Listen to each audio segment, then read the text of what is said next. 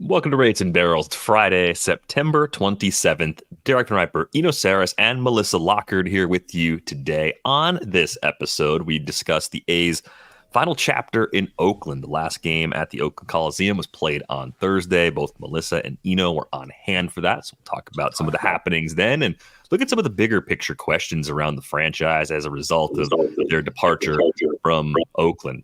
So a lot to cover today, and we'll get to some fantasy stuff a little bit later on in the show. But Melissa, thanks for joining us. I'm sure today is an extremely sad day for you as someone who has been an A's fan for a long time. And we've talked throughout the last year plus now about just the overwhelming sense of community that gets taken away when a franchise leaves town, right? And I just wanted to start by sort of backing up and just asking you, how does one become an A's fan, right? A lot of markets don't have two teams. If you become a fan of baseball, or you don't have a choice of two local teams usually. So what drew you to the A's when you became a baseball fan?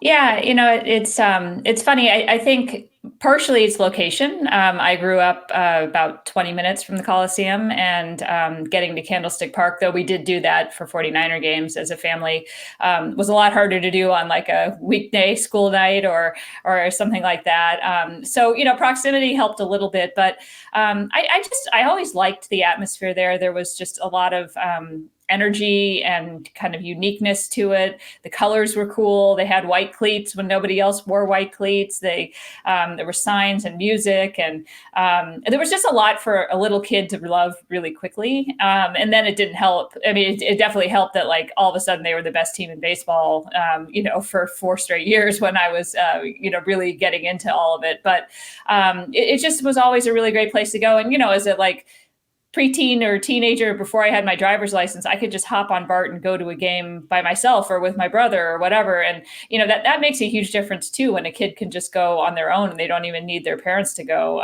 It really kind of cements that fandom with you. Well, that's an interesting thing. I grew up a Braves fan, and when they were downtown, I was able to do that. I was able to take the bus to the game and go on by myself. I don't know that if we re-racked this and they were where they are now, that I would have been able to take public transportation out to where the Braves are. So it's a little injecting a little city planning commentary in there. Right, exactly. Yeah. So Bart was part of the reason you became an A's fan. Absolutely, yeah. It's easy, like even a little kid can't get lost too much on that train. So, and I think baseball is kind of city planning, right? Like there's so many cities that were built in stadiums that defined neighborhoods for so many years, and so we're losing that a little bit, with a lot of these stadium moves, and this one, though it's not exactly a neighborhood, it certainly had that sort of city planning feel to it. Yeah, one thing that bothers me is just the amount of car space that's required for these things. I mean, you can really feel it when you're at the Coliseum. It's in the middle of nowhere because it's surrounded by parking lots. It's just right. There's just nothing you can do next to the stadium, almost anywhere, because there has to be next to the stadium, has to be parking. And it's so unusual for the Bay Area for there to be just empty space anywhere. Everything is so densely packed in there, like just to have concrete is very odd. But in terms of ingress and egress like that, the Coliseum where it is, that's probably the thing that has best going for it. The highway's right there, the BART's right there. It's always been actually pretty easy to get in and out of. Yeah, and I'll be interested to see. There may not be as much of a need for parking when they redo that whole complex. It was built during a time when I think driving was becoming more popular, and I think now as people are starting to kind of readdress that, the fact it is a transportation hub, I think you're going to see a kind of a unique change to what that complex looks like when they rebuild the whole thing. Yeah, I am interested in that. The other thing that you mentioned about the fandom is cool because, my dad, lived in San Francisco, so I went to Giants games, and I don't know if it was the new stadium. I did more new stadium than Candlestick, so I'm trying to remember back to Candlestick. That was pretty wild. Candlestick was kind of wild. That had a little bit more of the Coliseum energy. Yeah. Definitely. people were wearing crazy shirts and had crazy signs, and it was like, it was not well attended because it was always so friggin' cold. Like there's so much wind, it was so cold, so it was kind of like you and 10,000 people, always doing crazy stuff. So Candlestick was a little bit more like that. But once they moved into the new park, that was more kind of wine drinking and a little bit more corporate, and had a very different feel. It was way more expensive. My kids have actually ended up going to more games at the Coliseum than San Francisco because it's cheaper. And like when they were young and I wasn't sure how many innings I was going to get out of them, I'm like, yeah, we're gonna go. We're gonna go to Oakland. Absolutely, yeah. I think the change from Crazy Crab as the mascot for the Giants to Lucille is sort of epitomizes the difference in those two stadiums and the crowds that filled them up. So yeah. You got to tell us about Crazy Crab, because you guys should take the time to look Crazy Crab up, because there's no way to describe Crazy Crab, but it is probably the most unique mascot in the history of sports. I don't know if you remember this. Assignment. Angelos, the security guard out in front of the visitors clubhouse, was telling me about a bunny that used to come up and bring balls up out of the ground. What is this? Yeah, that was a Charlie Finley special. He had Harvey the Rabbit, and it was a mechanical rabbit. This was before my time, but I've certainly seen a lot of videos of it. It would come up behind home plate and deliver the balls to the umpire, and then it would disappear on a tunnel. And so actually a couple of years ago, when they were trying to like do their whole Rooted in Oakland thing and sort of pretend like they were being nostalgic about the past, they actually did bring back Harvey, but not under the ground. But they had a rabbit that would go around the stadium and sort of entertain everybody again. But that was the Finley era. I think set the tone for what the whole fan base was going to be about, right? Which was, obviously the whole cheapness of it extended to almost every ownership group except the Haas family. But they were always trying new things. If it was orange baseballs, if it was, the Harvey the Rabbit, if it was MC Hammer becoming a senior vice president because he was an awesome dancer outside, where the ice plant was, or, anything else that you could kind of think of that was unique came out of that era of the 70s. And of course, they won a lot of ball games too in the beginning. So, and that just that extended somehow, even as ownership changed and as the direction of where these rosters went, that uniqueness never left that fan base. I would argue that continued into, even the sort of last 10, 20 years, because they were one of the first to do drone shows. I don't know. They claimed that they were first, but I don't care really. They were one of the first. They kind of did drone shows. A's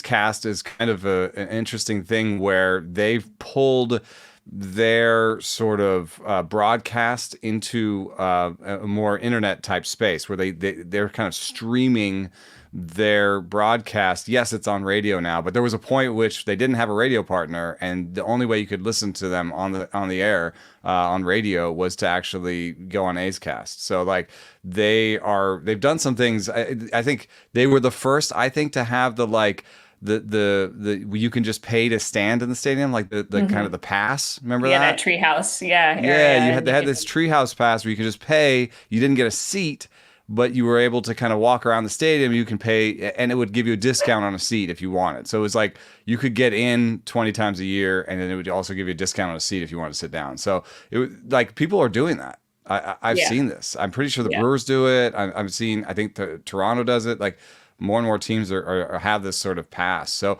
I think they have been innovative, and maybe it's out of competition with the Giants or whatever it has, whatever reason it's been, but. I think it comes down to having lived here, a really long time.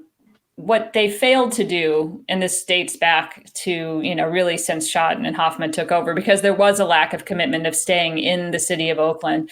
They failed to kind of protect their own territory. They sort of were like, fine, go ahead, Giants, move a dugout team store into Walnut Creek, which is right in the center of where the A's fan base should be. Or go ahead and encourage your players to live in, Lafayette and Orinda, which is right again where the middle of the A's fan base should be. And it just sort of created this sense of the Giants were going to take over the local marketing for everything. And they kind of had this attitude as if, well, there's nothing we can do, but they absolutely could have done better with that. Like they did some great because the Giants were like, you cannot move to San Jose. Right. And you almost didn't get that like retrospective that sort of pushback from the A's being like, okay, well then you can't have these things. Right. No, it was ridiculous. And in Contra Costa County, I mean, for some reason, and Alameda County too, like they always sort of denigrated them as like not viable markets, but those are very, innovative areas with people that have lots of money to spend as well, just as much as in the South Bay. And they really did just sort of let the Giants creep right in there. They let the Giants take over in Sacramento as the AAA affiliate when they were the AAA affiliate there, kind of eroding whatever building fan base they had up, in that part of it. And again, there was always just sort of this sense of, oh, what can we do? The Giants are just going to like take over the marketing.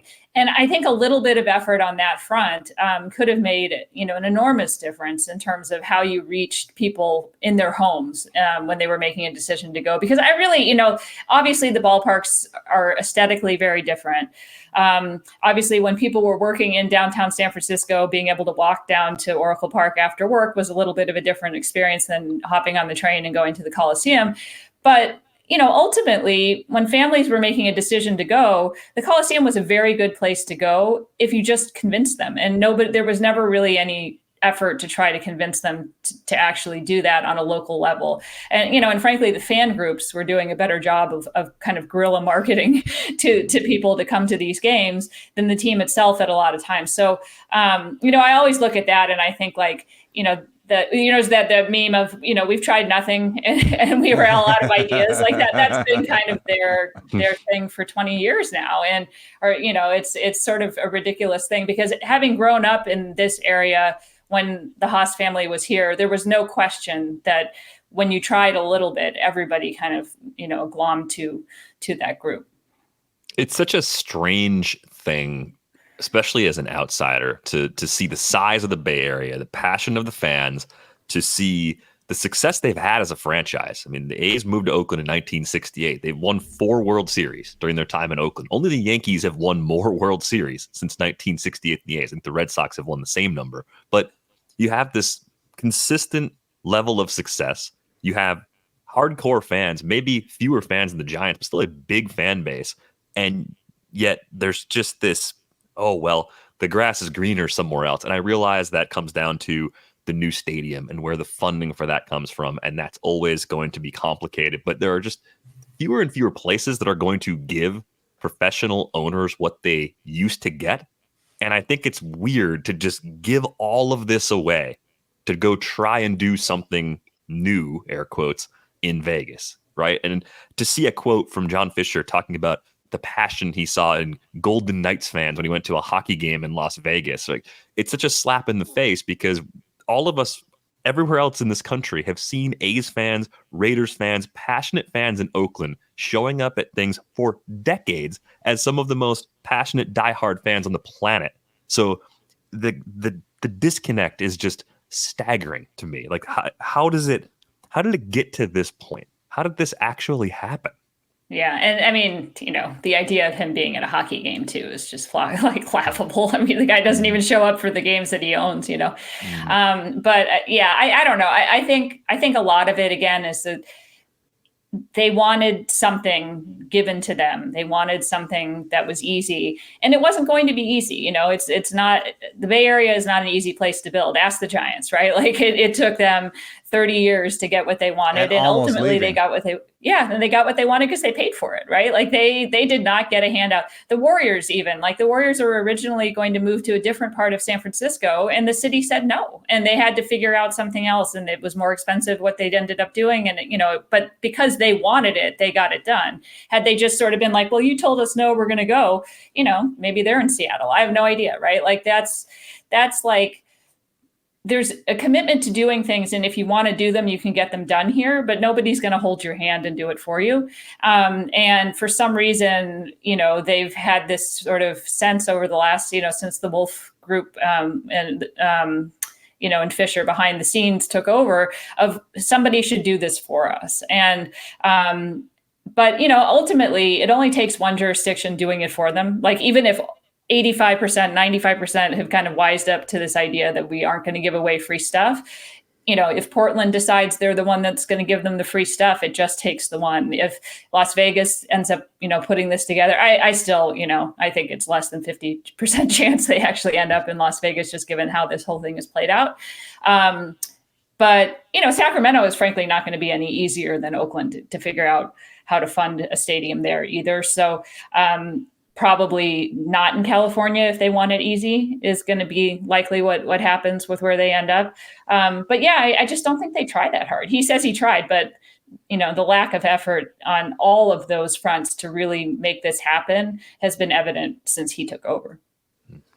I do wonder what the trends are when it comes to stadiums like that. I mean, there are people that are putting out surveys and studies that they say, oh, look at the economic benefit. I tend to be in J.C. Bradbury's camp. He's an economist based in Georgia that has pretty much shown that none of these are a good idea. And I think one of the ways that people don't understand is that the voters pay for infrastructure. And when you ask them to pay for a stadium, even if there is growth in the surrounding areas, I used to think, oh, well, San Diego must be a great example of, giving the team a stadium.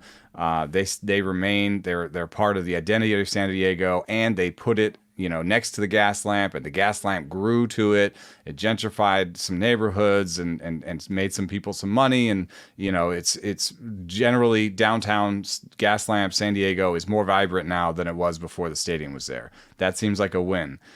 But J.C. Bradbury pointed out to me, well, what happens when all these things grow is that you need more infrastructure. So now you need more cops down there. You need to hire more cops. You need to, we need to extend light rail. Oh, so you go back to the taxpayers and you say, well, now we need $200 million to expand the light rail to go further into the gas lamp, And so there's all these like sort of secondary costs where they go back to the taxpayers, and the taxpayers end up paying for the infrastructure that this thing costs. And also, it's really hard when it comes to the way cities grow to consider what something would look like without. We might actually get a chance now to see what will Jack London, what will the waterfront in Oakland, what will that grow like without a stadium? We'll get to see, because I think there's a natural growth pattern because cities grow and there's not that much real estate, and so things get developed. I think that space might get developed by something else. It might turn into some other thing.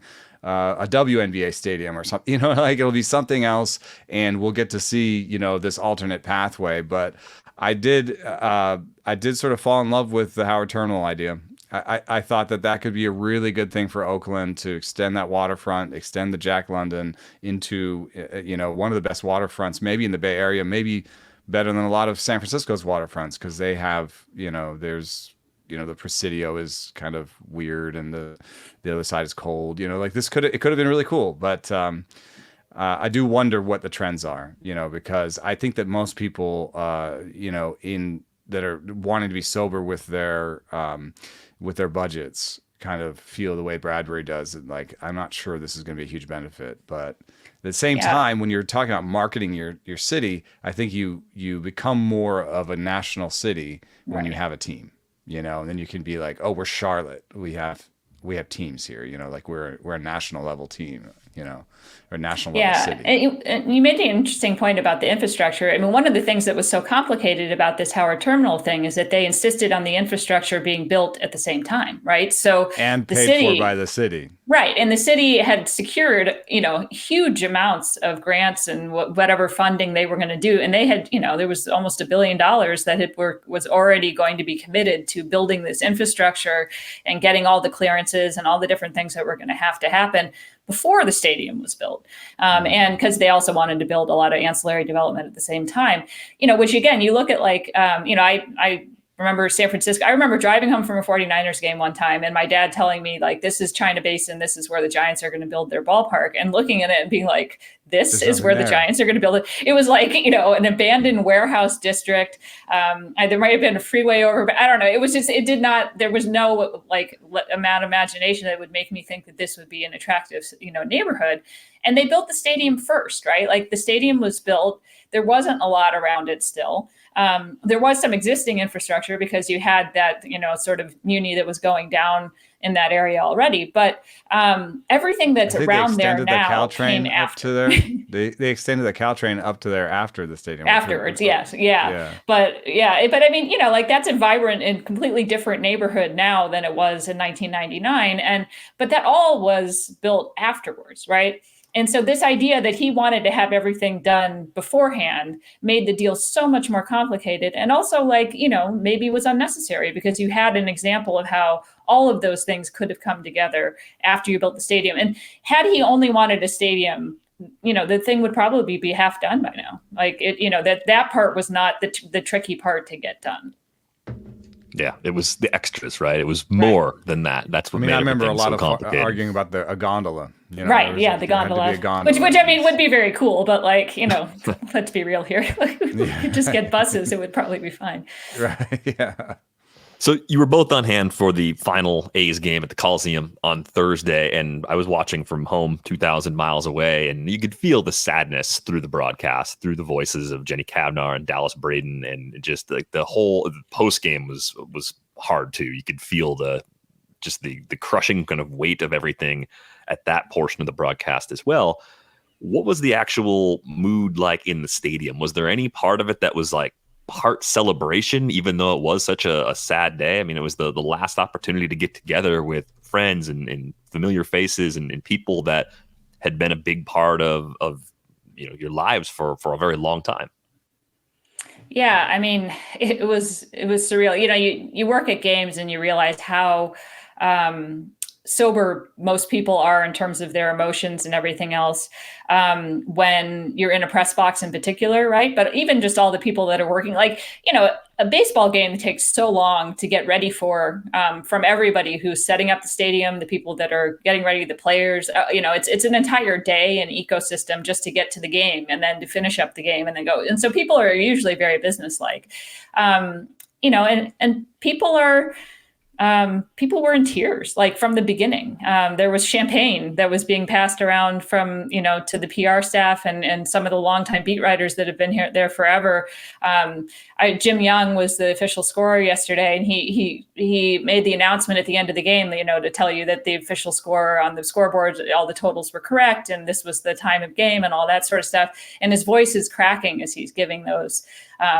It was just very poignant to see how difficult this was for everybody that was there. And even those employees that were moving on with the team to Sacramento were devastated, to be in that moment. And I've never seen that, in a baseball stadium. It wasn't what you saw in the crowd was very much mirrored in the behind the scenes group, which, again, you just don't see that in a professional setting very often. Yeah, I hugged people I didn't expect to hug. Hugged Sue in the lunch line, and she's been serving me food for 12 years, 14 years. So all the security guards were just crying, intermittently during the game at different times, and it's just really hard to be out there. And I guess, I thought, running up to it, I was like, oh, is there going to be a riot? Like, are people going to tear up this field and stuff? And then when I got there immediately, I'm talking to people, I was like, no, we've, if there's a 7 stages of grief, we were past the anger. This was acceptance and, just grief. And you realize too how many people have been involved with this organization for literally decades. The employees at the stadium had been there for 30, 40, 50 years. People working for the team have been there for 30 years. The beat writers, a lot of them, started covering the team in the 90s, right? You have this kind of people, some of the PR staff I met originally when they were PR staffs, ironically, in Sacramento, years ago when I was covering the minor league team. And, so we've known each other for 20, 25 years. So, I mean, I think that's there's a family atmosphere. Actually, I think David Renetti actually said this. He's the head of stadium ops, and they were having kind of a party down on the field after the game, and we'd stopped by and got our little dirt and all that to go home. And he said, like, you talk to players and all the different things that are difficult about the Coliseum from a physical standpoint, but they all talked about how much they enjoyed their time there because it felt like a family, very different from a lot of the other places where people kind of come and go and there's so much change from year to year. The same guy was helping you with the locker. The same guy was letting you into the stadium. The same people were, working in the crowd that, handing the baseballs to fans to sign and all that sort of stuff. And so I think that's something that, I doubt will be replicated wherever they end up, which is a sad thing to lose. Yeah, I think the question of what's next could apply to all of those people that are part of the franchise that won't be going to Sacramento. It could be applied to so many different parts of this, but what do A's fans do now? Like, this goes beyond John Fisher, right? He's been aided and abetted by MLB's other ownership groups. Like, this move was supported unanimously by that group when they voted on it at an owners meeting last November. If you're an A's fan, are you just done with baseball completely? Do you eventually find your way to a new fan base? Like, it's just, it never would be the same. I feel like that's the part that's just so hard, is like, you would never feel the same as you did when you were a fan of this team in Oakland. Yeah, I mean, I think that's exactly right. I don't know, I think there's obviously going to be a million different choices that people will make individually. I did see what was interesting today. I don't remember seeing this surface originally, but apparently there was a report back in February that, Peter Seidler, before he passed away, had actually marshaled 7 or 8 owners to be against the relocation. But then he passed away and essentially they bullied it through. And, who knows exactly if the veracity of that, who knows who those 7 or 8 were. But you do wonder, are these owners at some point going to start to look at themselves and think, like, are we doing the wrong thing to our sport? Are there too many of these other owners that are not trying? When you think, the Phillies and some of these teams that actually put the effort in, I don't know, like, if they can put up with this that much longer, right? Why should Jerry Reinsdorf get a free ride every year? Why should, the A's get a free ride every year? Why should Artie Moreno be allowed to do this to the Angels and basically destroy Shohei Ohtani's first 7 years in the league? I think eventually is going to irk some of them enough that perhaps there is a group that comes together at some point, that says that we can't keep allowing these people to do this to us, or we're going to destroy our, sport from within.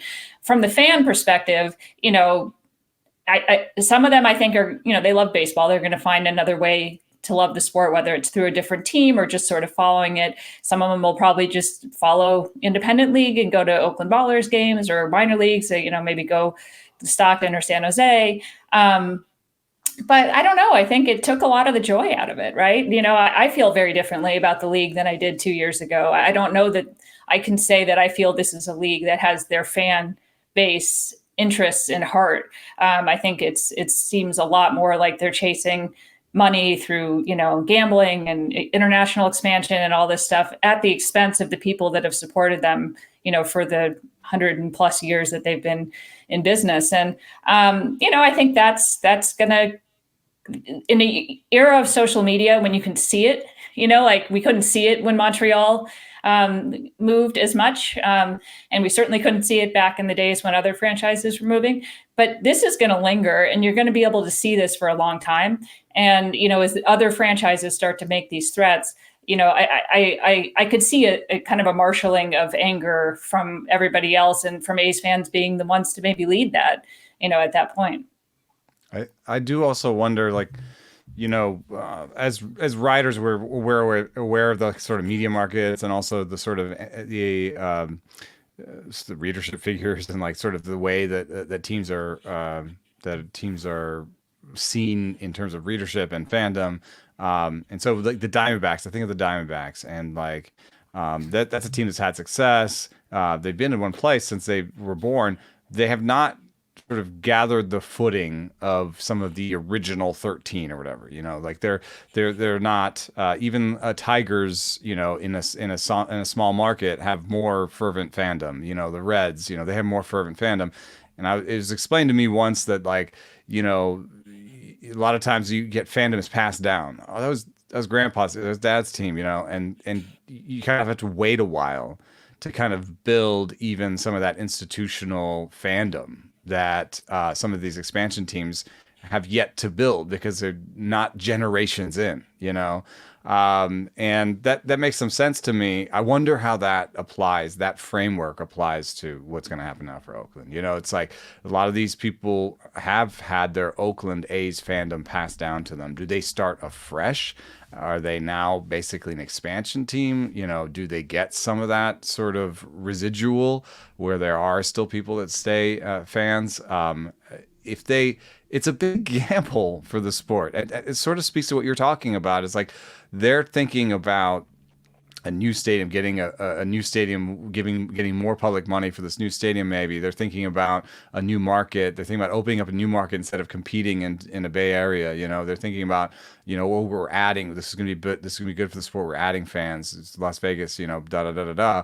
But if it turns into an expansion team, then you're losing a lot of residual fandom, and that puts the A's on a similar footing with the D-backs, who it looks like a successful franchise in some ways, but there are other ways where that is not yet a franchise that you can sort of put on the level of other teams in terms of attendance, fervent fandom, and so on and so forth. So I do wonder how much of a full stop there is, and how many people stick with it and how many don't. It's not something that I think it's almost like in the era of political polling. I think it's not something that people can really be honest about, even if you call them and ask them, or if you know what I mean. Like, this is something that they're going to figure out emotionally over the next couple of months. Maybe they'll be mad for a couple of months and then just be like, well, they've been my team forever. I'll go to a couple games in Sacramento. You know what I mean? Or would they be like, no, and we won't know until we may not know for 5-10 years. Well, I think the tough thing too is the way that the Sacramento thing is going to work. There's only 14,000 seats, right? And they've sold most of them already because they went in and did the whole corporate, kind of come and buy these for your, your corporation to bring out to the ballpark and all that. So there isn't going to be an opportunity for the fan that decided, well, they're still my team. I think I want to just go on a Thursday and see if I can go. They're going to $500 to see right. Yeah. I mean, the entrance. So I happened to look on StubHub and they were already listing lawn seats for opening day against the Cubs for $500. Can you imagine spending $500 to sit on a lawn? I mean, that's like literal insanity. And so, that there is going to be very little opportunity for the average fan to decide that's going to be something they want to enjoy. So how do you build from there?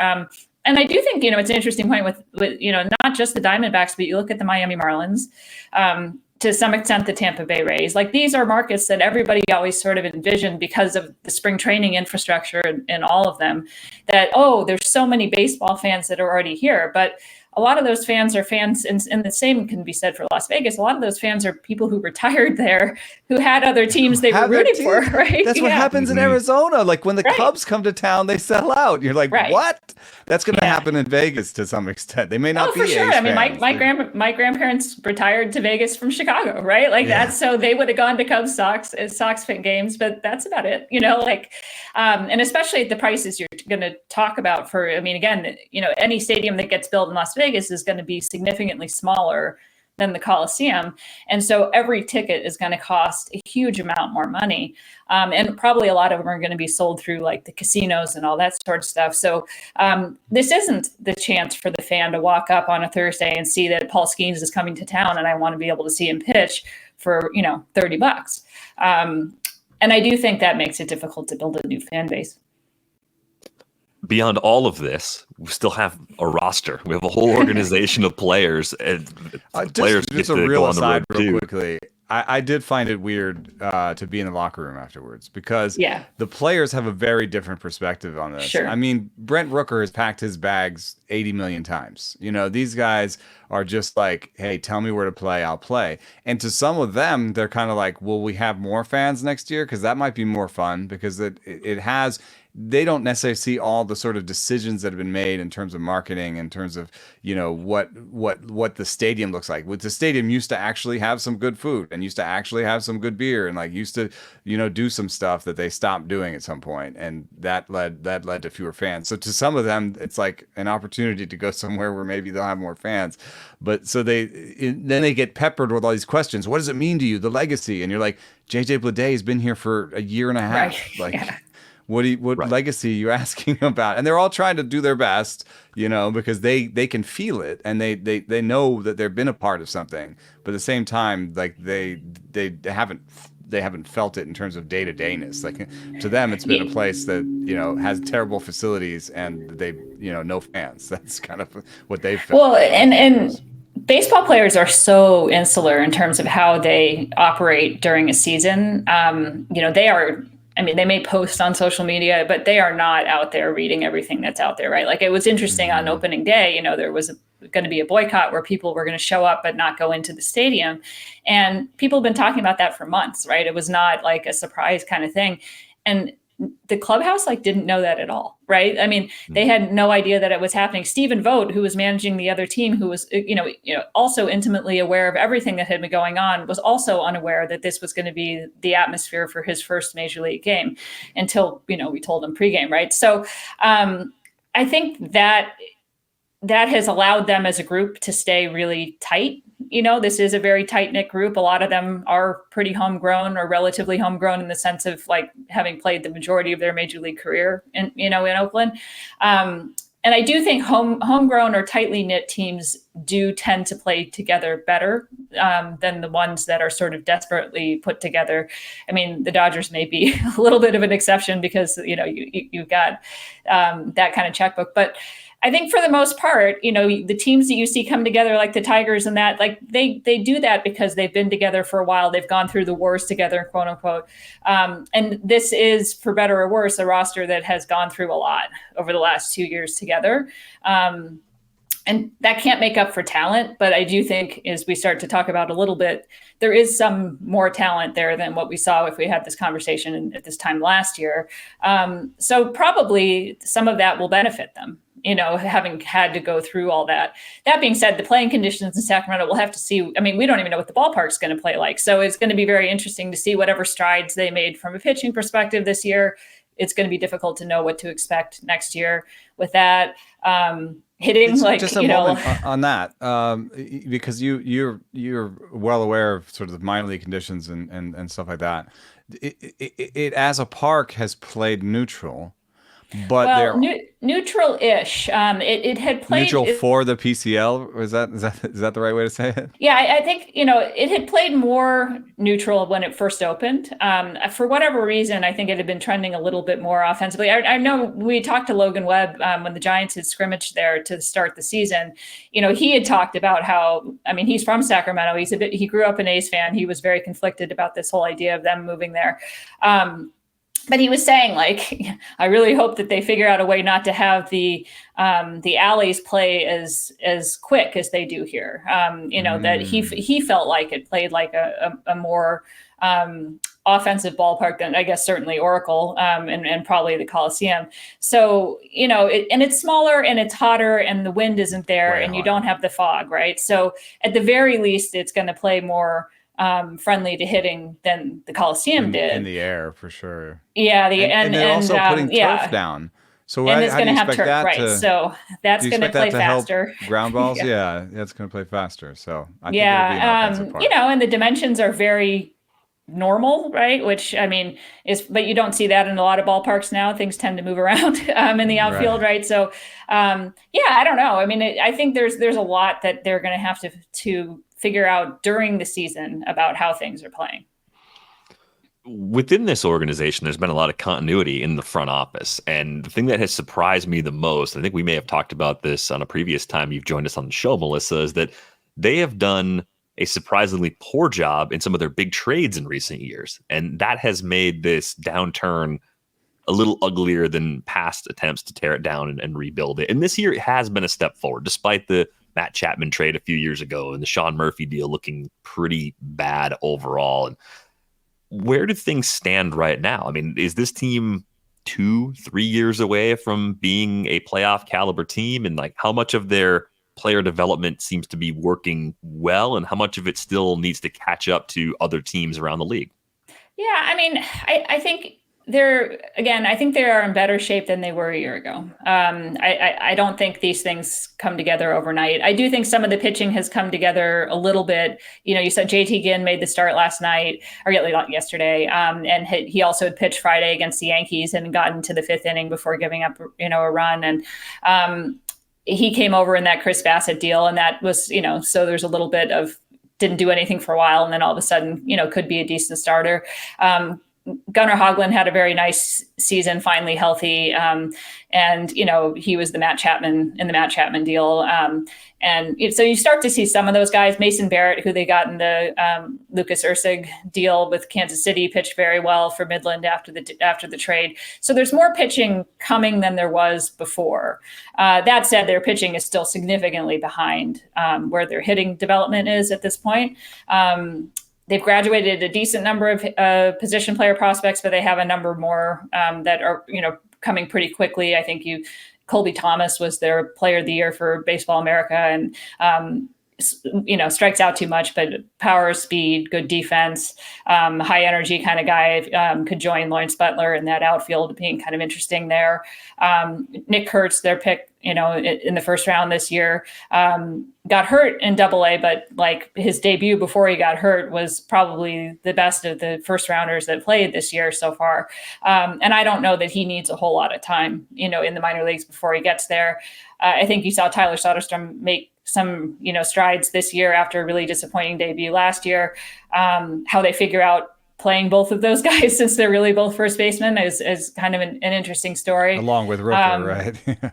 Right. Yeah. Both left-handed, both, So, but, there's a lot of power. I think they've got a lot of power. They've got some good athletes. They can run. They need to figure out how to get on base more as an organization. They need, ironically, they need to swing and miss less. But, there's athletes and there's power, which I think you can see working together in a lineup at some point. That said, a playoff team is just slightly over 500, right, these days. So they could sneak in at that point. I don't think they're going to be challenging like where the Astros have been the last few years in the next year or two. But, could they sneak in a third wild card in a year or two? Like maybe, we'll see. I think when I hear you talk about that stuff, I'm like, this is why, one of the reasons the Angels have kind of languished, I think, is that they will invest in the major league team. And so people think, oh, well, he must spend money. But what we know, at least from COVID, when they just disbanded the whole minor leagues, and stopped paying all their coaches. And then what we also know from certain hiring practices and firing practices is that they don't really invest in coaching and technology and infrastructure in the minor leagues in a way that can improve your player development. And I think that, pitching player development in today's age is actually not too hard to turn around. We heard news today that Chaim Bloom is going to be in charge of hiring a new director of player development for the Cardinals. He's going to have an expanded role for the Cardinals, as Katie Woo is reporting. And so, I actually have hope that they could turn that around fairly quickly. I think we've seen the Pirates turn their pitching development around pretty quickly. They've had a harder time with the hitting.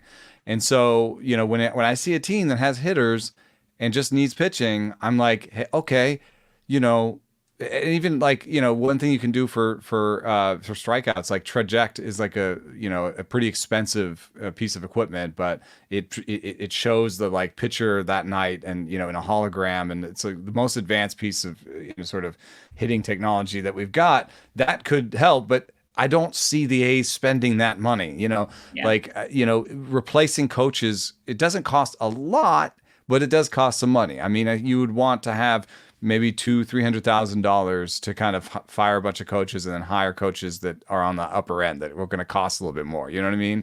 You would want to have another maybe $200,000 to make sure you have the top of the line tech in every place along the way. And so they just, with this culture of sort of loyalty, I think you just don't see the A's going out and changing what they're doing in terms of pitching development. So I remain a little bit pessimistic that they're unless they get lucky or unless these private development labs that these pitchers go to do the work for them. Like, do they all go to tread and driveline on their own and get better?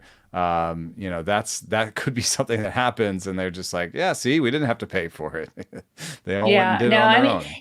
They've done it a little in half measures, right? Like they did build a velocity lab. They did have some of these things, but they don't have a very big analytics department, for instance. That they've been extremely lean there.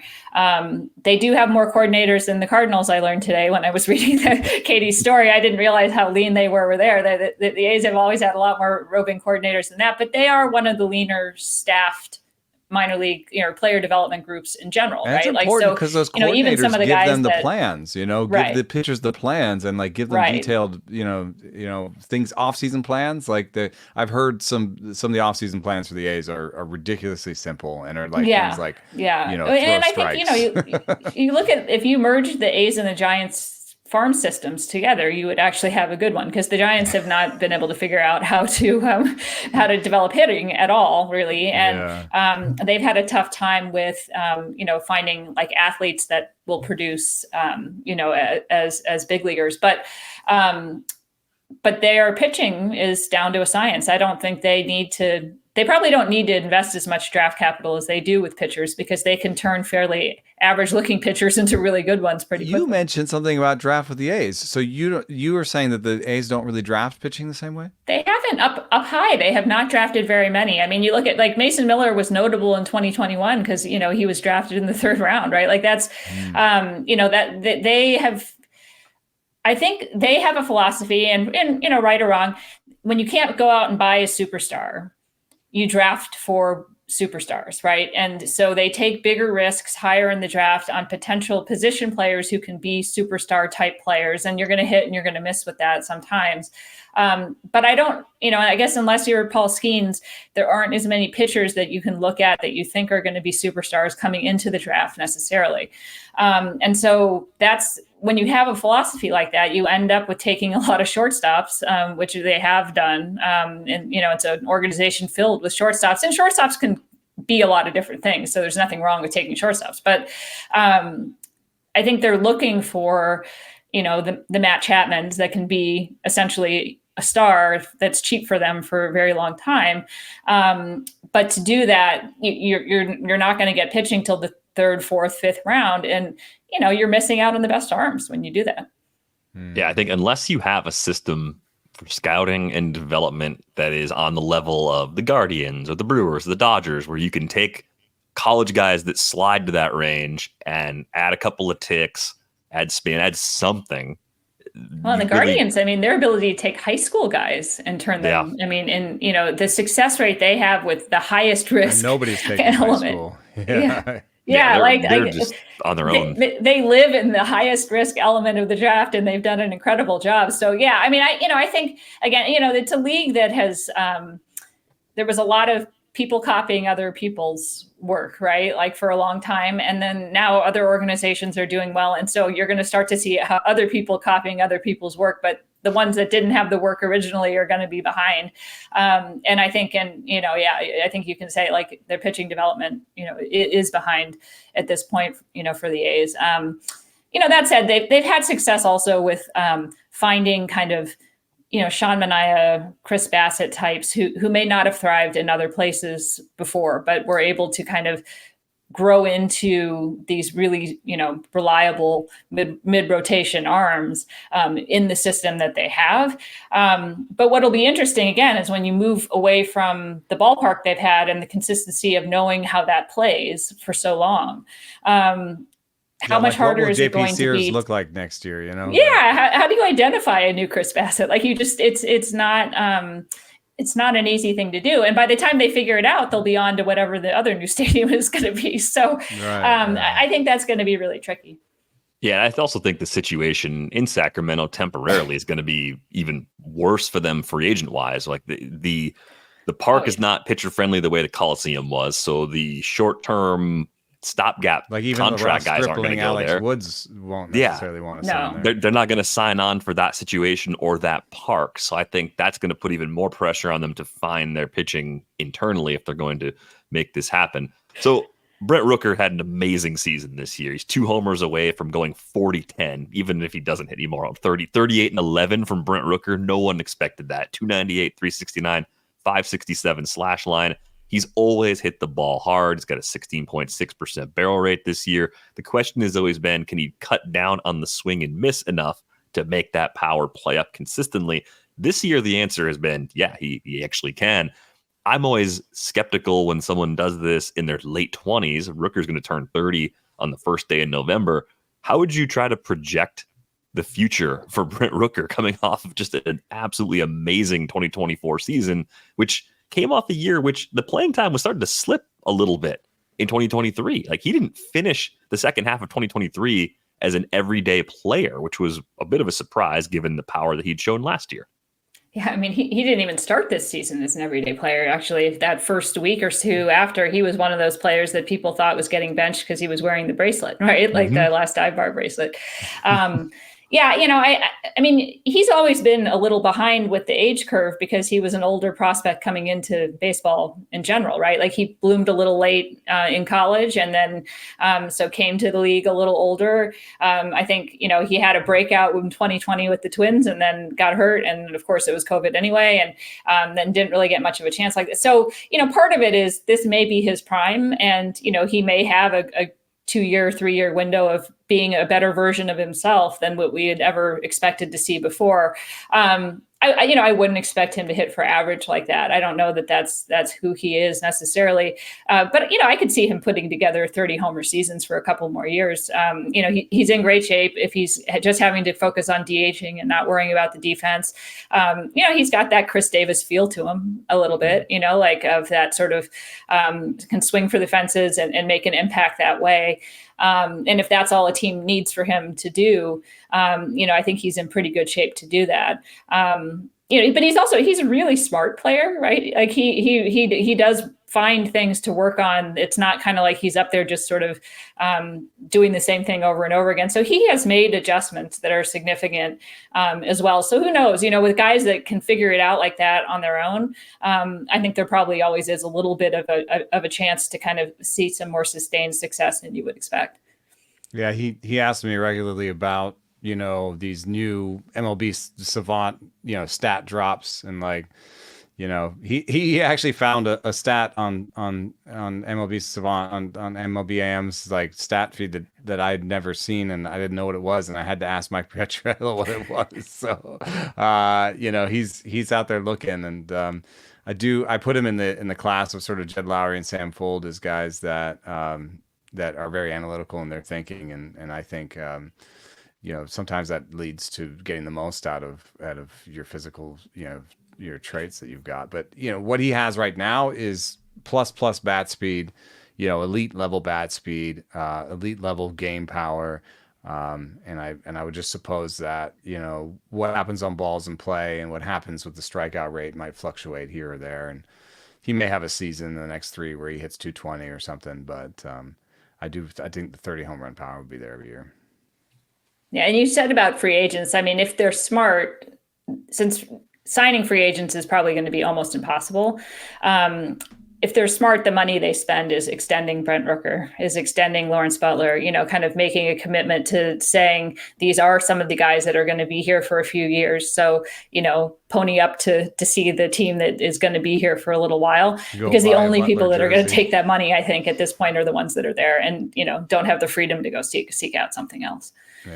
Yeah, maybe try to build a team and sell the team that you have actually constructed instead of telling people to come watch the team that's visiting, right? That was another classic John come Fisher see your home blunder. runs at Sutter Hill Park. Well, that wouldn't be good. It's going to be against us, but sure, John, we'll do that. As far as Lawrence Butler goes, he's going to be on, I think, a lot of Factor Fluke type columns and panels and things this winter. People are going to be wrestling with this idea that maybe Butler is a superstar, and I think it's possible, right? So what do you think his true ceiling is? Do you think we can see a full season that looks like what he's done since his return from AAA? Yeah, he is so interesting because the first year that he played pro ball, the first full year, he was in short season in Vermont. And I mean, he barely looked playable. And he was like a 6th round pick, I believe. And, there was a question coming out of COVID about whether he would be like released, literally like released that year.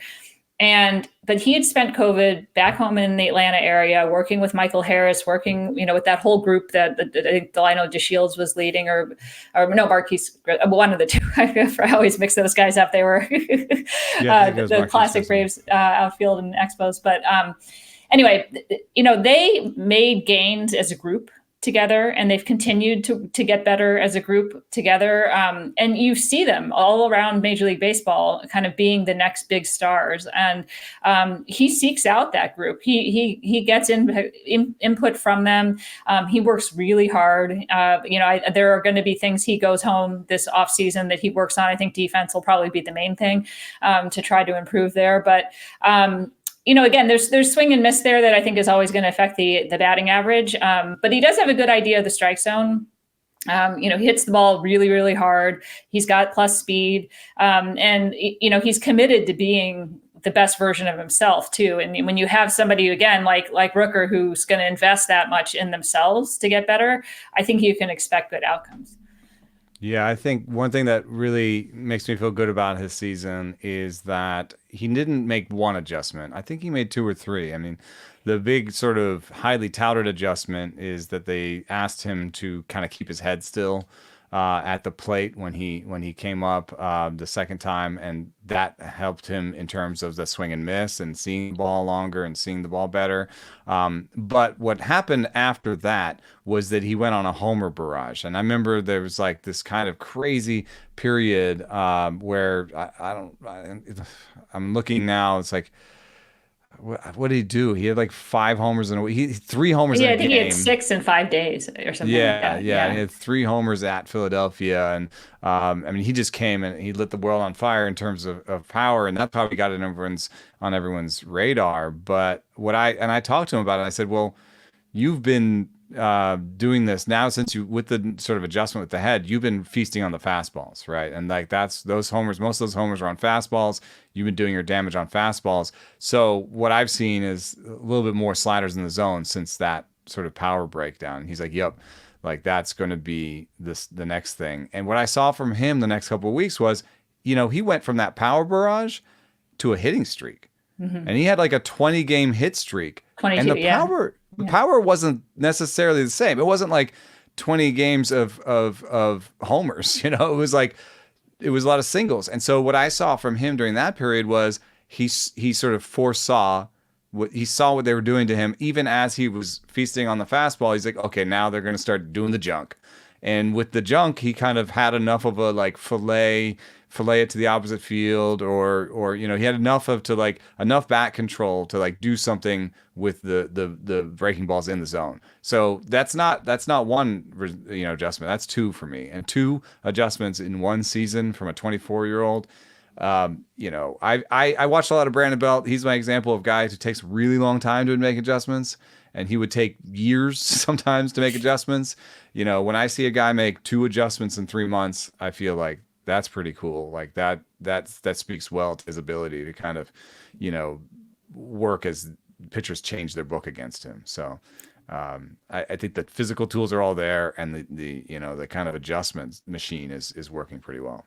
Yeah, and he's such a smart base runner too. He's got, I think, 18 stolen bases and 18 chances this year, right? And he understands, I think, where his speed can be helpful, and where to kind of go back and lay off it when it's not going to help the team. And I think that also, it just speaks to a lot of maturity, from someone that young, because you see speed like that and you see, I'm going to chase 20/20 and I'm going to do all these different things and I'm going to start running irrationally. And he still, again, picked his spots to do it in the places that are going to help the team. So I think of all the players on their current roster, he has the biggest chance to be, a real bona fide star. Yeah, a lot of ways he can make it happen. And there's other stuff that could go right, too. I mean, you could get more from Zach Galoff next year. I know he's trying to go through some adjustments. There's a core coming together, right? Like Jacob Wilson's a guy we've talked a lot about on this show. It's a kind of a Stephen Kwan sort of profile at the plate in terms of extreme contact, but that could work if there's power around him. Shea Langoliers still looks like a guy that may have one more level at the plate, and it's a nice little core coming together on this roster. Can I go off script for one question for Melissa? Sure. I've seen the Fangraphs has like Luis Morales number one, and as one of their pitching prospects. And you mentioned a couple other guys. Which of their pitching prospects that didn't pitch in the major leagues this year are you most excited about for next year? Yeah, I think that's a good. I mean, Morales definitely has the highest ceiling for sure. He's, I think he's still got some control stuff to go, but he's a Mason Miller X type arm with the 100+, like, and he can carry that deep into starts. He had some injury stuff at the beginning of the year that cleared up. I'm very curious to see Mason Barrett. I think that a lot of the stuff looked better than his numbers looked in the like aggregate when he was in Kansas City's system, and he came over and immediately sort of made a couple of adjustments with Midland and looked really How do you really spell good. That last name? Barnett. It's Mason. It's Barnett. Okay. Yeah. Sorry. Okay, Barnett. I think there's a good chance that you'll see, him kind of come in and be like a number 3 starter, sort of solid, type in the rotation there. Good strikeout rates in the minors. Yeah.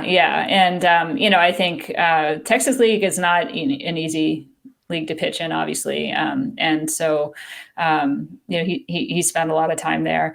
They have some younger guys that I think like their injuries have kind of thrown some of the works. They were very excited about Steve Echevarria. He sort of, got rushed up to full season ball, and it didn't quite come together with him in Stockton this year. But he's 19, so certainly a guy to keep an eye on. But yeah, Morales is definitely the highest ceiling guy. I just don't know how quickly you're going to see him in the big leagues. There's also the lingering question for some: will Mason Miller move back into the rotation at some point? Yeah. I just think the temptation is out there because of the success of Garrett Crochet, and there were some older guys like Ronaldo Lopez that did it too. But Crochet is like the perfect example of guy that's dealt with a lot of injuries, had excellent stuff. White Sox situation a little different than the A's right now, but you could still look at it and say, well, what if we can get 130 innings out of him instead? And the payoff could be huge, but it comes with risk, of course, too. It's interesting. I mean, they were very careful with how they used him this year. There were not very many back-to-backs. There were not very many times they asked him to go 2 innings really until the second half of the season, when I think they were feeling better about where he was health-wise. This is the first full season he's had as a professional that he got through without a real injury. I mean, the one that was on the training table with the broken hand was not a real pitching injury. So, I think there'll probably be some assessment with how he comes out of it. But I don't know. I think when you're as good at something as he is at closing, I'm not so sure that moving him to the rotation makes a lot of sense. That said, like, you look at Jordan Hicks and what he could be next year, having done the starting, transition with the Giants this year, maybe. But I don't know. I think the fact that you got 60 innings or whatever it was out of Mason Miller this year and he was healthy, it should be enough of an accomplishment that probably they keep him where he is. I mean, 2022 looks like it was 14 innings. 2023. Yeah, see, he had a trap injury, I believe. Yeah. And there was whispers about elbow stuff in college. We've never fully gotten like exactly what those things were. Last year it was the elbow. So there's been things. Was like 50-ish innings. Yeah. And he was starting last year, right? Like when he came up, he was a starter. But he's not hitting 103 as a starter, right? Like he's 90. I mean, he's 99, but right. I think where the stuff gets super special is when he can be like really, focused in on just those 6 batters or whatever he's facing. Yeah. I mean, it's best closer in baseball stuff as it is. So they don't have to do anything, and they still get a lot out of Mason Miller. And I know we all enjoy watching him because he's one of the best relievers in the game already. Melissa, thank you so much for the time today. It gave us twice as much as what I asked for. Really, really appreciate you joining us. Yeah, thanks for having me on. If you don't have a subscription to The Athletic, you can check out all of Melissa's great work. A lot of great tributes around the Coliseum, the A's leaving Oakland, theathletic.com/rates and barrels. $2 a month gets you in the door if you don't have that already. That's going to do it for this episode of Rates and Barrels. We're back with you on Monday. Thanks for listening.